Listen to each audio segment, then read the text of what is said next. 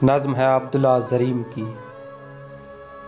ए rush के माहे फलक खुशबुए गुलो लाला, ए इत्र बेज बदन ख्वाहिश हर एक शायर। तू बांसुरी से निकलती हुई वो धुन है जो समातों से मिले और बदन को शल कर दे।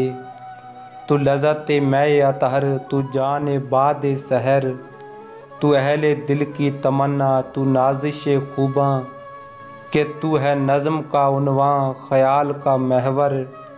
तेरे वजूद को अशार ने तराशा है, सबात किसको है दुनिया में जाने जान।